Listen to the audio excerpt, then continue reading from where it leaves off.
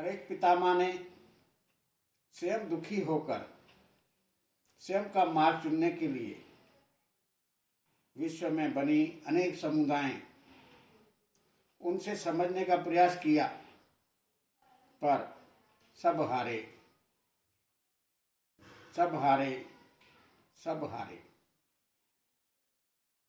समुदायों का चालक गुरु द्रोणाचार्य भी हारा स्वयं की संतान से।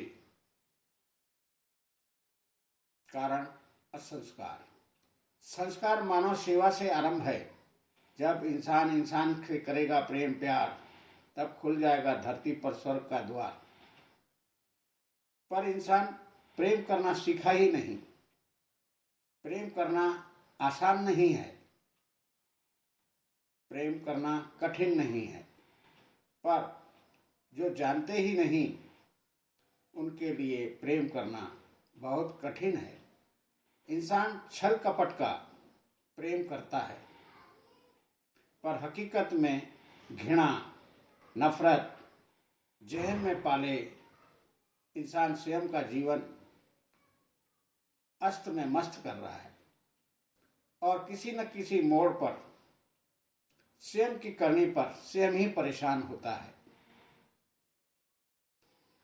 इंसान स्वयं की करनी किसी को बता नहीं सकता, कोई बताता नहीं है, पर अंदर ही अंदर पिसता चला जा रहा है। युगों में परिवर्तन हर समय आता है।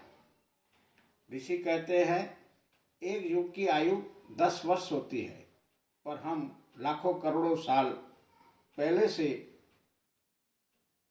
आते आ रहे हैं, तो हमारे युग कईयों युग बीत गए, अगिनत युग बीत गए।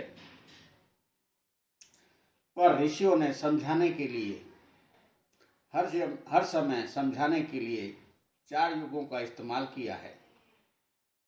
प्रथम, इंसान जब नासमझ जानवरों की भांति था, तब इंसान नंगा जानवरों की भांति खाता और जानवरों की भांति चलता संसार था, तो उसको ऋषियों ने सतयुग कहा।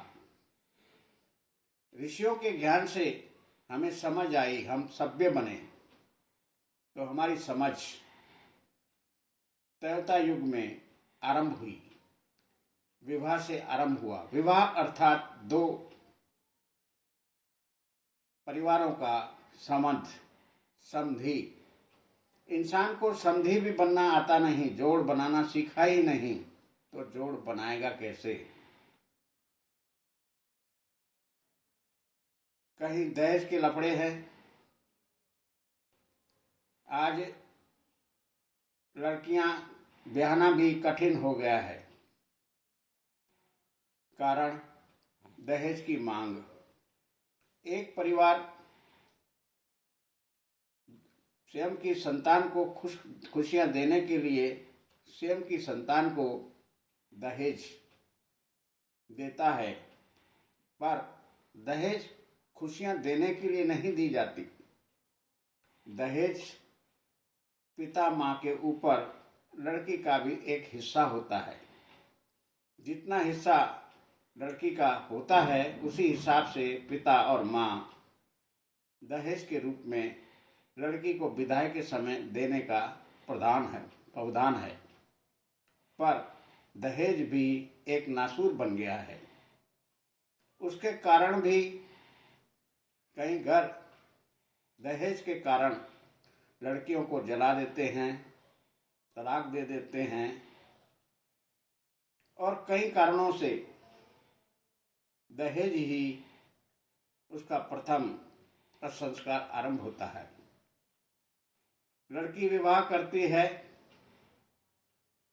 तो उसके सास ससुर स्वयं की हुकूमत झाड़ने में लड़की को पराया धन समझकर खर्च करते हैं, अर्थात दुख देते हैं।